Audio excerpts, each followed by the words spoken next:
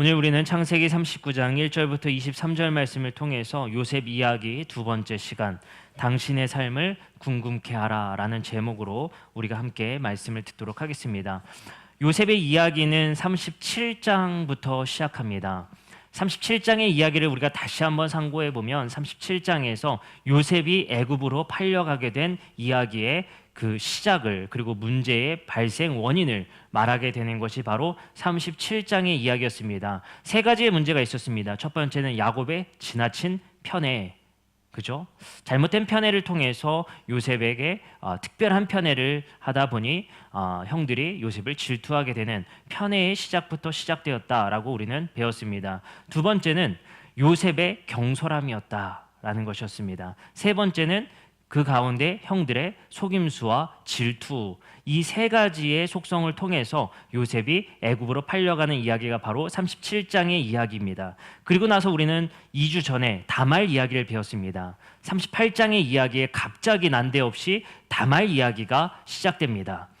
안타깝게도 37장과 39장은 요셉의 이야기가 아주 매끄럽게 진행될 수 있는 37장과 39장의 이야기인데, 그 중간에 38장에 연도도 안 맞고 그리고 시대도 안 맞는 다말 이야기가 갑자기 들어감을 통해서 우리가 요셉 이야기를 읽는 것에 불편함을 줍니다. 그리고 매끄럽지 못함을 주게 됩니다. 왜 성경의 저자는 37장과 39장의 요셉 이야기를 그대로 진행했으면 되는데 38장의 다말 이야기를 그곳에 넣었는가, 우리는 생각해 봤습니다. 아마도 38장의 다말 이야기가 요셉 이야기가 37장과 39장의 연결의 이야기를 중간에 맥을 끊더라도 꼭 들어갔어야 되는 이야기, 요셉의 이야기가 잠시 쉬더라도 꼭 들어갔어야 되는 이야기로 38장의 다말의 이야기를 집어넣은 것입니다. 그 이유는 뭘까요? 바로 다말의 희생을 통해서 펼쳐가는 하나님 나라의 이야기가 38장에 등장하기 때문에 저자는 요셉의 이야기가 잠시 쉬더라도 그 중요성을 알고 38장에 배치하게 됩니다.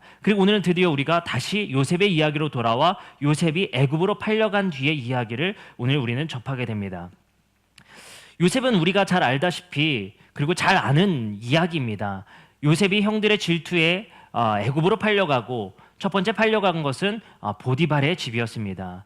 보디발의 집에서 주인의 보디발의 눈에 띄어서 그곳에 총무 역할, 다시 말해서 청지기의 역할까지 올라가게 됩니다. 그러나 그의 성공은 거기서 멈추고 말죠. 보디발의 아내에게 유혹을 당했기 때문에, 유혹 때문에 요셉이 그걸 거절하는 바람에 환란 속에 다시 빠지게 됩니다. 그리고 나서의 이야기는 감옥에 갇혀서 간수장과의 이야기로 40장으로 연결이 되게 됩니다. 오늘 이 39장의 이야기를 통해서 하나님께서 우리에게 말씀하시고자 하는 바가 무엇인지를 살펴봤으면 좋겠습니다.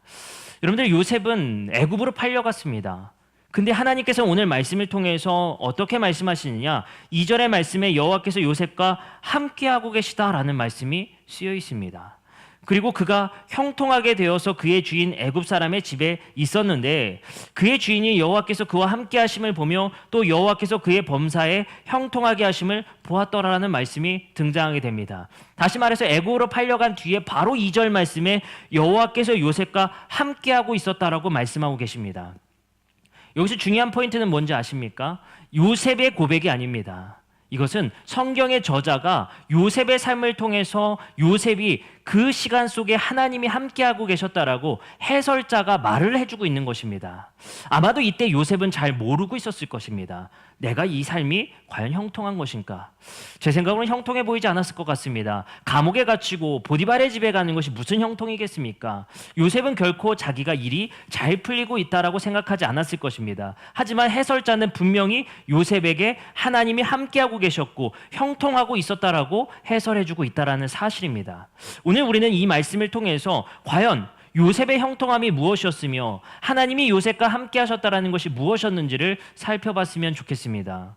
성경 속에서는 제가 하나님이 함께 하셨다라는 구절들을 창세기에서 찾아보니 중요한 세 가지의 사건이 있었습니다. 첫 번째 사건은 26장 1절부터 3절의 말씀에 쓰여 있습니다. 아브라함 때에 첫 흉년이 들었더니 그 땅에 또 흉년이 들매 이삭이 그랄로 가서 블레셋 왕 아비멜렉에 이르렀더니 여호와께서 이삭에게 나타나 이르되 애굽으로 내려가지 말고 내가 내게 지시할 땅에 거주하라. 이 땅에 거류하면 내가 너와 함께 있어. 내게 복을 주고 내가 이 모든 땅을 너와 내 자손에게 주리라. 여기서 첫 번째 너와 함께 있다라는 말씀의 표현이 나옵니다. 두 번째 표현입니다. 28장 3절에 나옵니다. 내가 너와 함께 있어 내가 어디로 가든지 너를 지키며 너를 이끌어 이 땅으로 돌아오게 할지라. 세 번째 표현은 31장 3절에 나옵니다. 여호와께서 야곱에게 이르시되 내 조상의 땅 내 족속에게로 돌아가라. 내가 너와 함께 있으리라 하신지라. 세 번 나오거든요. 근데 이 세 번의 말씀의 배경을 알면 참 놀라운 사실이 나옵니다. 첫 번째 읽었던 26장 1절부터 3절은 어떤 상황이었냐면요, 아브라함이 죽고 홀로 서야 했었던 이삭에게 말씀하신 하나님입니다. 두 번째 상황은요, 28장 3절입니다. 에서가 뒤쫓아올 때입니다.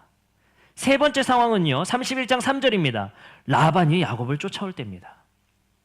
놀랍게도 성경에서는, 그리고 하나님이 함께 하신다라는 이 표현은 인생의 가장 불확실한 순간에 찾아오고 계시다라는 것입니다. 놀랍게도 요셉의 39장 2절 말씀, 오늘 읽었던 말씀에 여호와께서 요셉과 함께 하심으로, 하나님이 그 등장인물과 함께 하신다라는 표현은 그들의 인생의 가장 불확실하고 위기의 순간 속에서 당신이 우리와 함께하고 계시다라는 사실을 우리에게 알려주고 계시다라는 사실을 우리는 알게 된다는 것입니다. 바로 오늘 성경의 저자는 우리에게 분명한 사실을 알려주고 있다는 것입니다. 우리는 혼자가 아니었다. 가장 외로운 순간에, 가장 일이 꼬였었던 순간에, 그리고 가장 내가 불행했다라고 생각했던 그 순간에 하나님은 여전히 당신과 함께하고 계셨다는 사실을 해설자는 말해주고 있다는 사실입니다. 아마도 요셉이 보디발의 집에 팔려갔을 때는 도무지 그런 생각 안 났을 것 같습니다. 도무지 그런 기도 안 나왔을 것 같습니다. 도무지 그런 고백 안 나왔을 것 같습니다. 하지만 하나님은 이 성경의 저자를 통해서 분명한 사실을 우리에게 알려주는 것은 하나님이 요셉과 함께 계시고 계셨다라는 사실입니다. 그렇기 때문에 그에게 형통한 일이 생겼고 그의 집에서 그나마 축복받는 인생을 살아갈 수 있었다라고 말씀하고 계시다라는 사실입니다. 하나님께서는 우리의 인생의 불확실함 속에 외로워하지 말라고 말씀하시는 것입니다. 당신 곁에 하나님이 계시다는 사실을 우리에게 분명히 알려주고 계신 것이 바로 요셉의 이야기인 것입니다. 우리는 그 불확실한 순간 속에서 도무지 하나님을 찾을 수 없고 그런 감사의 기도도 나오지 않지만 그 순간에도 하나님은 함께 계시고 계시다라는 사실입니다. 이것은 어쩌면 하나님께서 우리에게, 아니면 성경의 저자를 통해서 우리에게 분명한 사실을 또 한 가지 알려주고 계신 것입니다.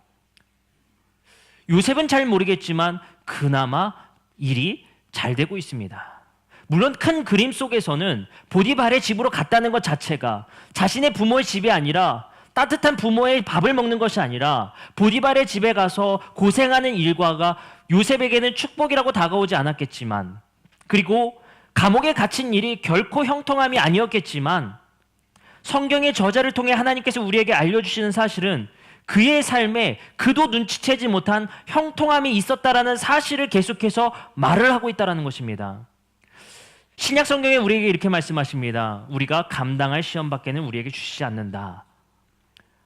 바로 하나님께서는 우리에게 우리가 미처 감사함의 그 마음을 품지 못하더라도, 그리고 우리는 미처 그것을 발견하지 못할지라도 하나님은 그 가운데 우리 속에서, 우리의 인생에서 꿋꿋이 일하고 계시다라는 사실입니다. 또한 우리에게 한 가지 더 말씀하고 계십니다. 이 형통함은 요셉이 잘나서가 아니다.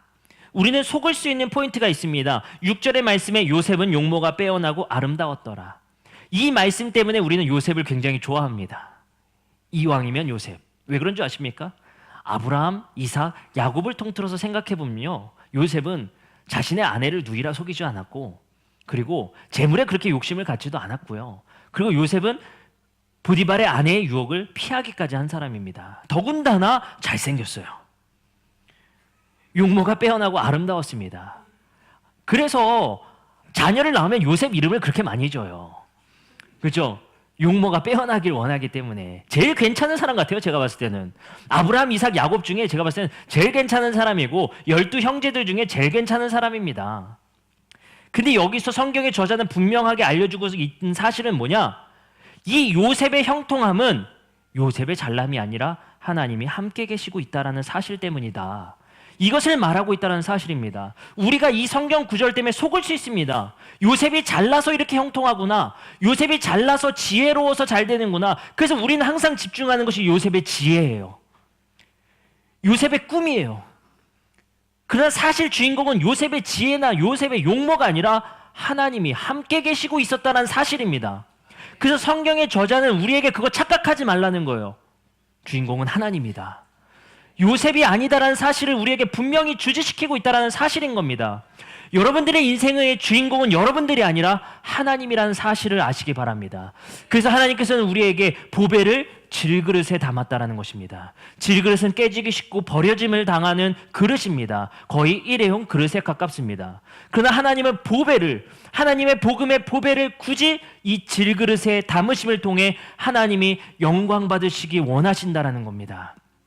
안타깝게도 지금 우리의 그리스도인들의 모습과 현대 교회의 모습을 보면 우리 스스로를 뽐내려고 하며 우리가 유명해지려고 노력하며 우리 교회가 잘나려고 노력하는 모습이 너무나도 안타깝습니다.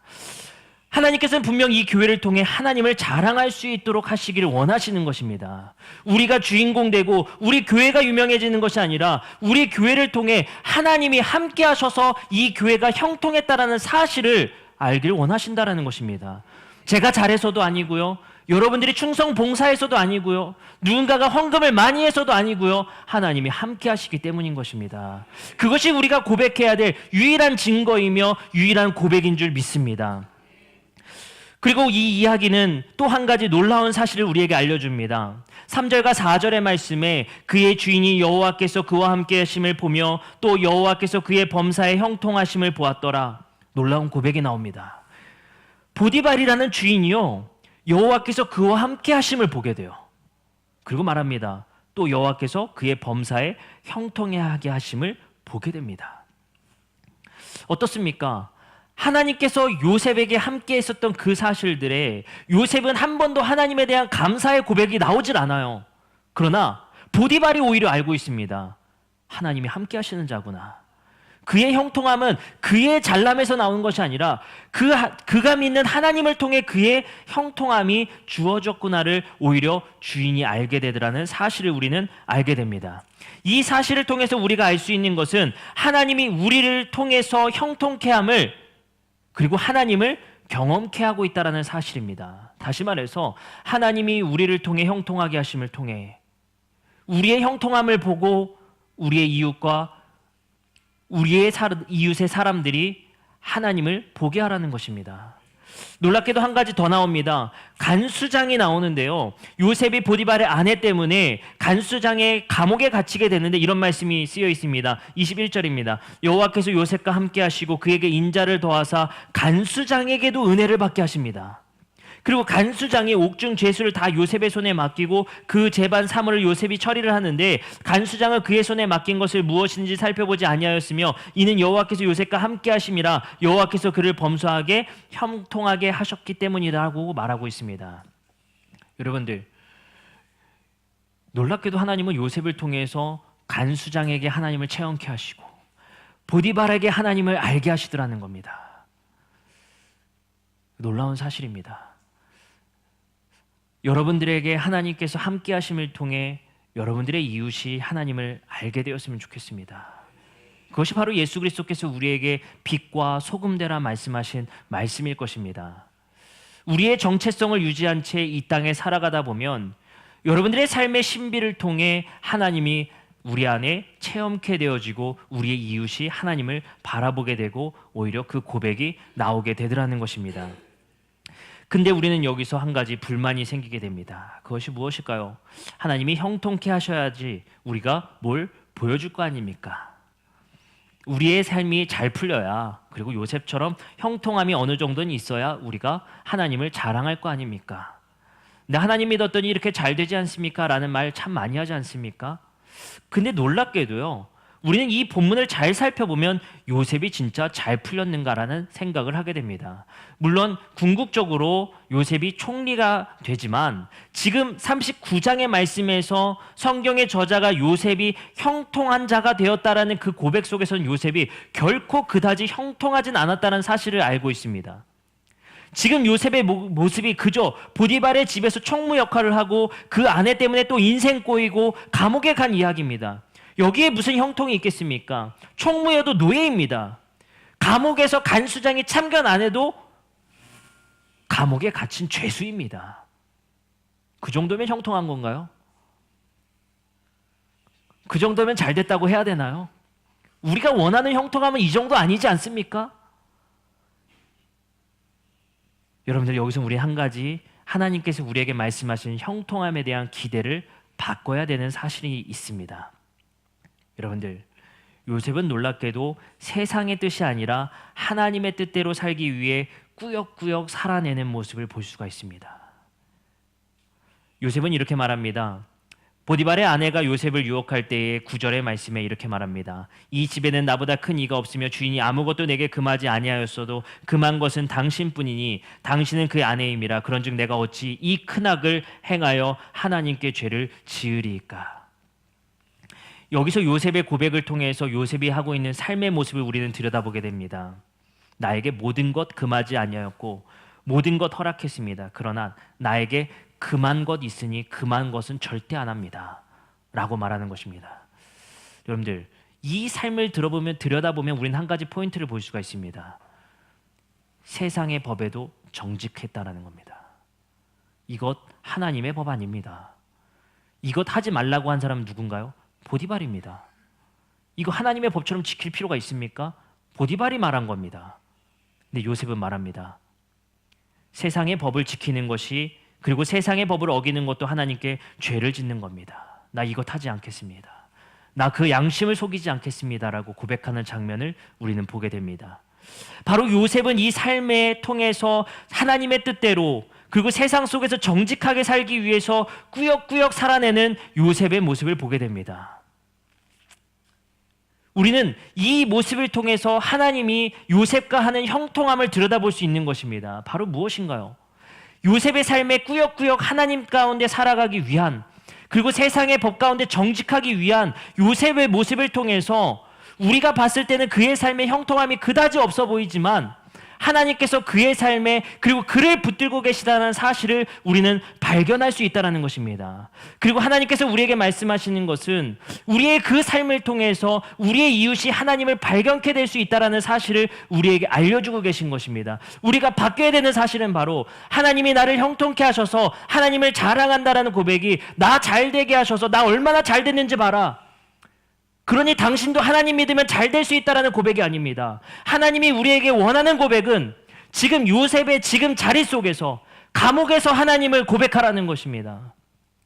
보디발의 집에서 하나님을 고백하라는 사실입니다. 그게 무엇인가요?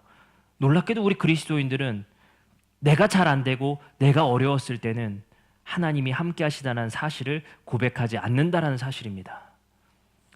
우리가 오늘 이 말씀 속에서 들여다봐야 될 것은 우리의 어려움 속에 하나님이 함께 하심으로 그 가운데 감사할 수 있는 삶을 우리에게 허락하신다라는 것을 우리의 삶에 꾸역꾸역 살아내는 것이 오히려 하나님을 드러내는 방식이라는 것입니다. 여러분들, 어려움 속에 하나님을 고백하시기 바랍니다. 아픔 속에 하나님을 드러내시기 바랍니다. 그것이 진정으로 예수 그리스도께서 우리에게 말씀하신 십자가를 지고 따라감을 통해서 하나님의 뜻을 드러내는 삶인 줄 우리가 믿습니다. 우리의 삶 속에 잘됨 속에서만 하나님을 고백하는 것이 아니라 어려움 속에, 아픔 속에, 최악의 상황이 다가왔을 때 그 안에서 형통케 하심을 발견할 수 있는 우리 성도님들 되시길 바랍니다. 아마도 39장의 말씀에선 요셉은 발견치 못했던 것 같습니다. 오죽하면 성경의 저자가 알려주고 있겠습니까? 아마 우리도 이 상황 처하면 발견하지 못할 것 같습니다. 그러나 성경의 저자는 요셉처럼 하지 말고 너희는 발견하라는 것입니다. 그 어려움 속에, 아픔 속에, 일이 꼬일 대로 꼬인 순간 속에 하나님이 함께 계시다라는 그 사실을 우리가 아심으로, 인식하심으로 살아가는 우리 성도님들 되시길 바랍니다. 요셉은 단호하게 그 유혹을 거절하고 오히려 자신의 형통함이 어려움 속에 다가가는 듯이 보였지만 그것을 꿋꿋이 살아가는 요셉의 모습, 그리고 다니엘서 1장 8절에서 9절의 말씀에 다니엘 또한 뜻을 정하여 왕의 음식과 그가 마시는 포도주로 자기를 더럽히지 아니하고 자기를 더럽히지 아니하도록 환관장에 구하니 하나님이 다니엘로 하여금 환관장에게 은혜와 긍휼을 얻게 하시게 됩니다. 꾸역꾸역 살아내는 다니엘을 통해 하나님을 드러내더란 말입니다. 놀랍게도 하나님이 다니엘로 하여금 환관장에게 은혜를 끼치시고, 놀랍게도 꾸역꾸역 살아내는 요셉을 통해 간수장에 은혜를 끼치시고, 여러분들의 삶에 혹여나 우리의 삶이 원망과 저주의 인생이 아니라 우리의 삶이 비록 잘 돼 보이진 않지만, 어려움 속에 고난 중에 있어 보이지만 여러분들이 그것을 인내하고 꾸역꾸역 살아가는 그 속에 하나님이 역사하고 계시다라는 사실, 그것을 우리가 알아야 환관장이, 간수장이 하나님께 은혜 받는 것입니다. 여러분들, 우리의 삶의 범사에 감사할 수 있는 것은 바로 최악의 순간마다 하나님께서 함께 하셨다는 사실을 믿기 때문인 줄 믿습니다. 우리가 한 가지 이 말씀을 통해 알았으면 좋겠는 것이 있습니다. 우리의 삶을 통해 하나님을 드러낼 수 있었으면 좋겠습니다. 그러나 그것이요, 꼭 내가 잘됨을 통해서만 하나님을 고백하는 것이 아닙니다. 우리의 어려움과 아픔 속에 꾸역꾸역 이 현실을 감내하고 하나님의 뜻대로 살고자 하는 여러분들을 통해 하나님을 드러내고 계시다는 사실입니다.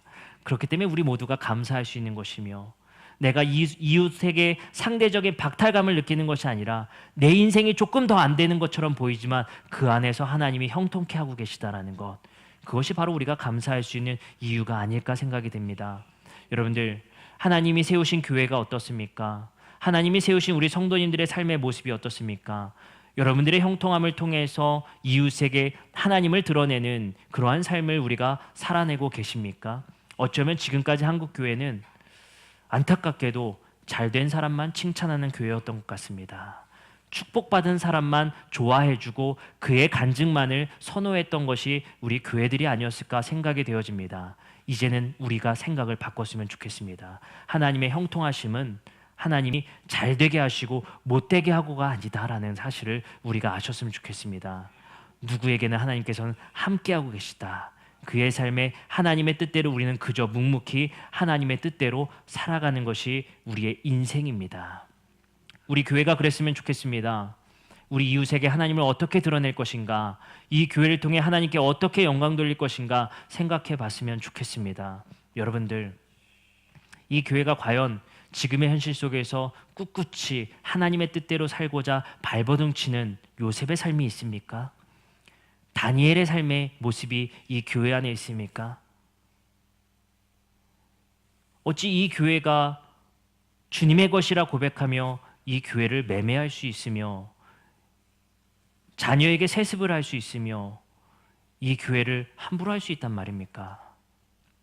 그 안에 어떻게 하나님께 영광 돌릴 수 있는 모습이 이 교회를 통해 드러나겠습니까?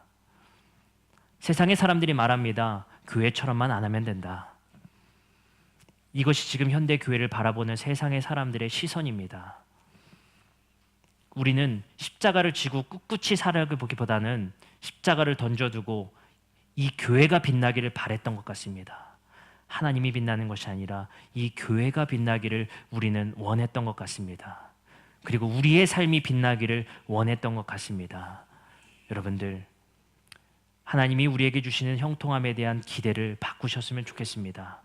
여러분들에게 주어진 삶을 꿋꿋이 인내하고 하나님의 뜻에 살아가는 요셉과 다니엘의 삶이 우리 교회에 그리고 여러분들의 삶에 이루어지시기를 주님의 이름으로 축복합니다. 이 시간 우리 함께 찬양하고 기도하는 시간 갖도록 하겠습니다.